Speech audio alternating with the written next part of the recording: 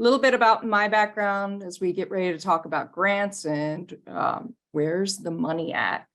I have my company, Red Lips Mentor. I've been involved in nonprofit and government grant writing for a number of years. I've served every level of working on staff in a government office, to be a quasi-government agency, to executive director for them, and so forth.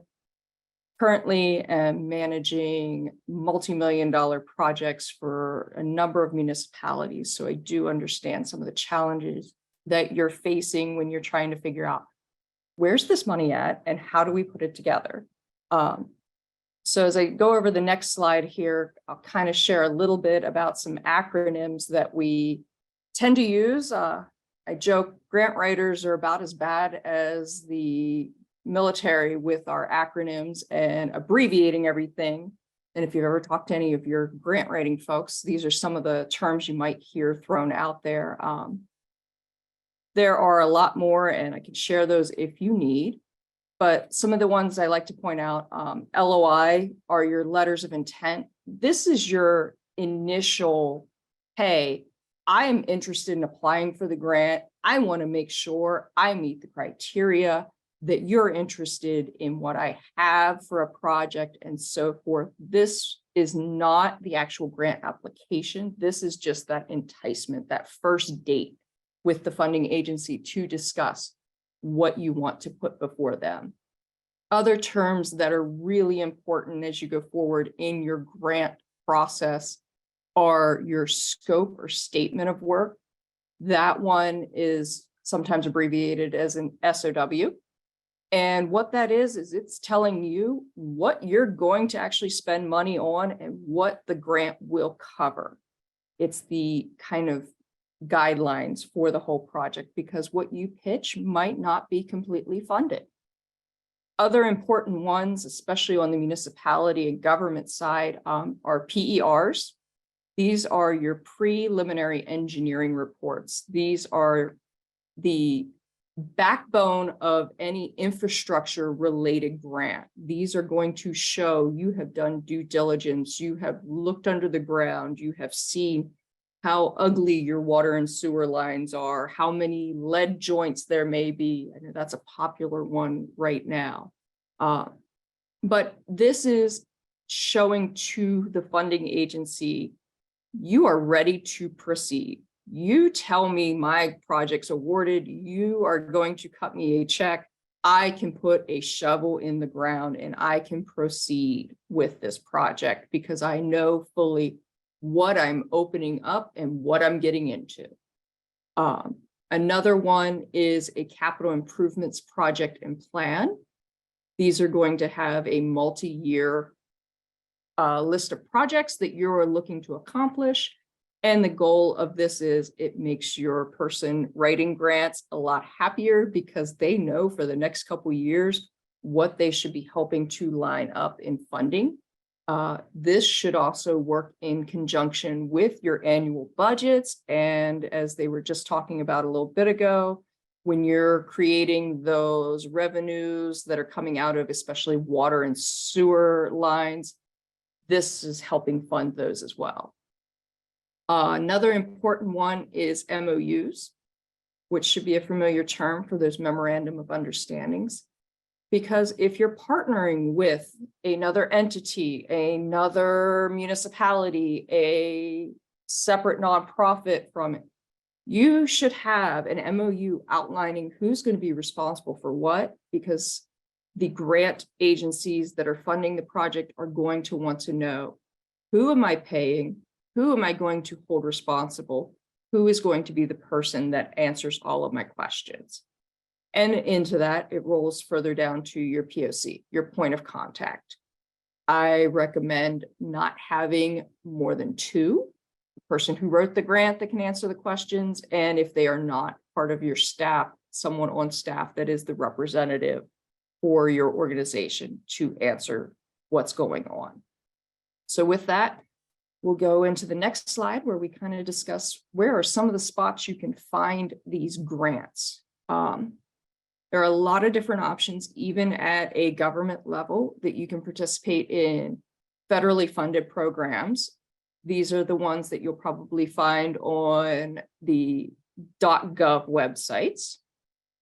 You also have nonprofits or quasi-government agencies. I know one that runs up and down through our area, that's an example, is Appalachian Regional Commission, ARC.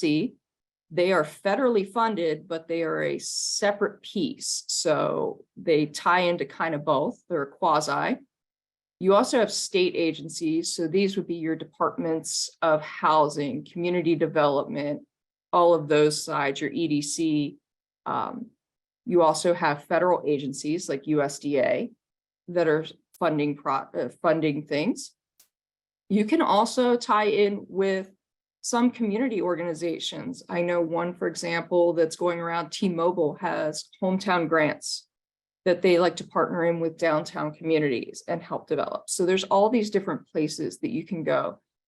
Honestly, it is a little overwhelming. Don't feel freaked out if you look at this and you're like, I can't check all of those and do day-to-day stuff. This is where tying in and having someone who can dedicate a number of hours, whether on staff or contractually, to researching grants and sending out and letting you know what will fit comes in handy. Because as you can see, there's all of this, not to mention all of your state departments. If you sign up for newsletters, you probably get tons of information coming through that way, but routinely also go look at their department websites.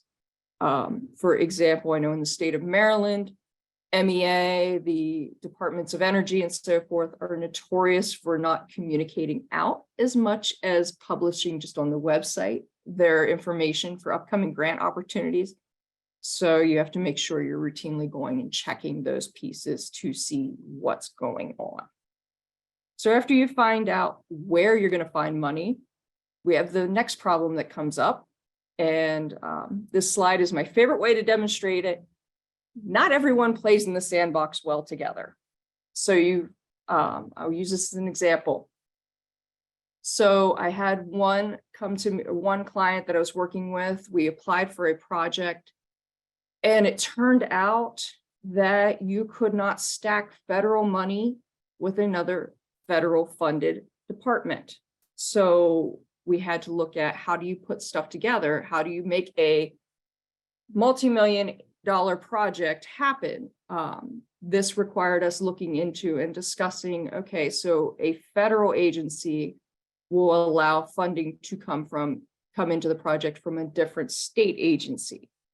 So that is an early on question when you identify a grant opportunity that you want to look into, to talk with your funding agencies and ask, just straightforward, what other grants may I apply from? Can I apply to USDA, who is federally funded, and then also go to my Department of Housing and apply to them, which is state funded? May I apply some funding from a county opportunity? All these different things, because not all of them are going to get along, but at some level, you can probably cobble together a couple different opportunities to work in unison. On the next slide, I hear this all the time. When I present opportunities, I get told, yeah, we tried that. We didn't get money. So I've boiled it down to what the top 6 options are on why a project may or may not get funded. Number 1, the project is unclear. When writing your grant application, if you are the main contact, I recommend having a second set of eyes review this, either a different department who is only peripheral on this, or having engineers that wrote this, then someone on staff who doesn't speak engineer language review it. But you have to keep in mind your funding agencies when reading these projects. If they cannot, within the first couple minutes, read it, understand what you're asking for money towards, it's going to go in a reject pile. So you have to make this as clear as can be on what your ask is, where the money is coming from, how it's going to be maintained after you have spent money on this project, because they don't want to give money to something and then have it crumble and fall apart later. So define as much as you can, over communicate what your project is going to be. The second big one I see are missed deadlines. Beyond applying for the grant, there will probably be periodic reporting that you need to put in, as well as closeout reporting. So making sure you hit all of those deadlines, because depending on how strict the agency is, they may yank your funding. Or if they don't yank the funding, they may put you on a list that doesn't get funded for future opportunities. So I suggest setting out 2 weeks before a deadline or a report or so forth are due on your calendar, getting with whomever you need to, whether that are contractors, other departments, and so forth, and pulling together the information so you know you are supplying this within the time frame. Another common issue is there's no matching money. Some projects may require that you have to contribute. Doesn't have to directly come out of yours, but it may come from a secondary grant. It may come from a partner organization, but making sure you've read the requirements on what the matching funds are. I've had municipalities approach me in the past to apply for something, and they said, this is a wonderful opportunity, this is great. And then we look down at, they don't have cash on hand to contribute. So identifying that early on is great, because you don't want to be awarded, then find out you're on the hook for a number of dollars and then have to go back and turn down a grant. So identify those. Two other ones that come into play are there's no primary contact on this, or you have too many involved in the decision of this grant project. So identify early on, who is the person that signs all the documents? Who is the person monitoring the progress? Who is the person reporting? These might be different individuals, but at the end of the day, the funding agency doesn't want to contact person 1, person 2, person 3. They want to know the main person. Well, on the flip side, especially on the municipalities, if you have commissions, say, that are managing the project, set the terms early on. Are they allowed to also reach out and have conversations with your funding agencies and represent the municipality or the organization in addition to your primary leadership? That can be messy and confusing. So discuss with them early on. There we go. Who's doing the talking for you? And then the other one, as I mentioned earlier, kind of ties into especially those engineering pieces. What's the plan? How are we making this happen? How are we taking care of this afterwards too? Not just now, but 5 years from now. Is this still being maintained? And building those into there, because depending on the size and scale of the project, that may be a question on how you're weighted for approval. On the next slide here, I have a list of other documents that are going to go into your grant application. Obviously, we have the plan, we have your engineering documents, we have your renderings. We want to make sure, again, I can't stress this enough, are you shovel ready? Or is this a grant to fund something to get you shovel ready? And then demonstrate how you plan to proceed once plan is put together. The next one, again, knowing who all is coming to the sandbox to play. Where are your funding sources? Who's giving you money? What's going into this? How is it being paid for? I can't stress that enough. I know too many times I've had clients apply for things and then not plan for maintenance afterwards. So how is it going to be maintained? All of this stuff can be asked. Support letters. Many times you will be asked for support letters from partner agencies, state county representatives, public feedback, good and bad. All of those pieces. They want to see where the community is on this project moving forward. where your elected officials are on this project moving forward, as well as others that are going to be a part of the overall project. You'll also need to include, depending on your status, some version of an audit, whether it's a 990 or the big booklets of them. Yes, they want the full booklet of your audit included in the grant applications for some of these. So make sure you have a copy of those on hand. Depending on who's funding it, I have had in the past where we've had to put in resumes of the staff so that they can see this person is knowledgeable in the construction field or in the administration field or the finance and so forth, to prove this money will be managed properly if awarded. So having those updated and reflecting the experience of your staff are important. And then lastly, your articles of incorporation, your government, registrations, all of those pieces. In some cases, even charters I've had in the past where they've asked for a full copy of the charter to show who has authority on pieces. Are you even allowed to proceed with doing these things? Does your charter empower you? And so forth. So having any of those forms of identification ready and available, and if possible, they may need to be renewed annually, so making sure they're renewed and maintained will be required for your grant application packet. On the next part are a whole bunch of lists. Oh, make sure you're taking your poll that just popped up here so that you're filling those in.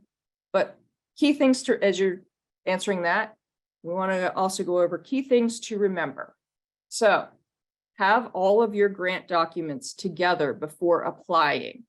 Review everything. Many times, especially in larger ones, they will have a checklist for you to fill out of what they expect to see in your packet. Go through, make sure you have those. Have your plan ready. Make sure everybody plays in the sandbox together, that you can do this. Make sure you have research to back up your grants. For example, a common one I see, especially when it comes to parks and playgrounds, for example, people want to update equipment and bring in new pieces. So we'll say, we're removing the old piece of equipment because it no longer meets safety standards X, Y, Z. Research how you know it. Provide the research that you know. Okay, this is no longer safe because. Provide all of that information. Also, making sure, yes, you have the plan in place. Can grants that you will be applying for in addition to this application that are going into the project, can they be stacked together? When I say this, it is, again, making sure who can play in the sandbox, as well as do your funding agencies know of other opportunities that work together well? I have one client who applied for a federal grant to overlay some roads, for example. They looked into it. It required a 20% match. What's an $8 million project, and they're a small municipality. So obviously that suddenly knocked it out of the realm of possibility for them to apply. As they talked with the funding agency, they made them aware there was a state opportunity that they could apply to that would cover the 20% of the federal grant that they to fund that full amount. So then they only had to pay 20% of the state grant. This took their contribution down from the 20% of 8 million to now only paying 20% of the remaining balance, which $200,000 out of pocket when it was all said and done. It was a huge difference in their funding. So talking about those, finding out what could be stacked together.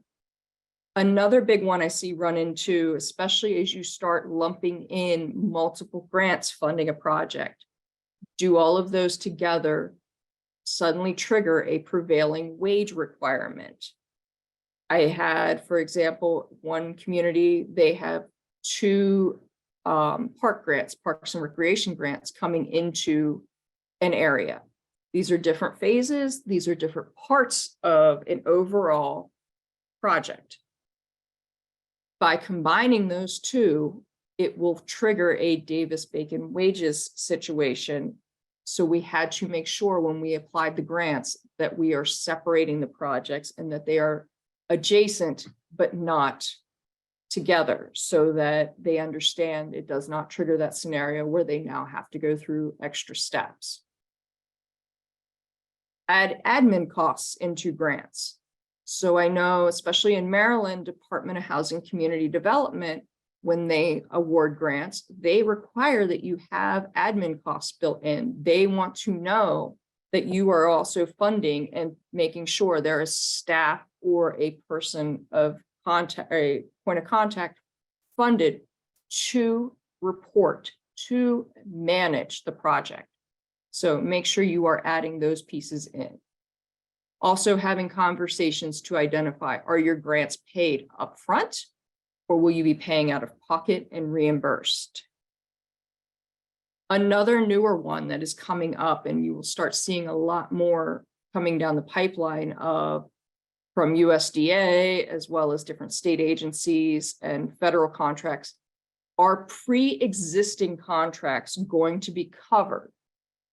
In previous grants, you were able to, if you had an engineering firm on contract, automatically grandfather in. We awarded them town-wide work, so they are going to be awarded this contract as soon as the grant's awarded. There's change within that now says if the project is not identified at time of award for that engineering contract or other contracts, they are not grandfathered in, and you will still have to do a bid process for the award of the grants. So researching that and finding out what all you need to do. Also making sure you have reviewed all commitments. Beyond reporting commitments, there may be certain things you need to either become members of certain organizations. You might need to complete such certain community activities or community surveys or communications. Find out what all you're saying yes to before you accept a check. Also making sure if you are applying for other grants that you have the award letters or copies of applications to include in this grant application are important. The next one there, follow approved scope of work. Once you're awarded, your grant award will outline what this will fund. If it is not listed in there and it was part of the application, reach back out and confirm, is it something that was accidentally left out of your award letter, or is it something that they will not fund? Make sure when you are submitting reimbursements, reports, and so forth, you are submitting for just the approved scope of work. They only want to know what they are going to be awarding you money on. The same is said, because some of these grants can take up to a year to be awarded, you may have changed direction. You may have decided, we no longer want to build this. We still want to build something, but we would like it to be this instead. Contact your funding agency and amend the scope of work to match what you need it to be. Work with them, talk to them. Don't just go do the project and then ask for forgiveness. It does not work that way. They are not big on the forgiveness side with this. So communicate, communicate, communicate. If you do not, this can result in you ending up on the do not fund list, and they could withhold funding on options for future projects for not just one cycle, but a number of years until you show you have proper grant management and due diligence.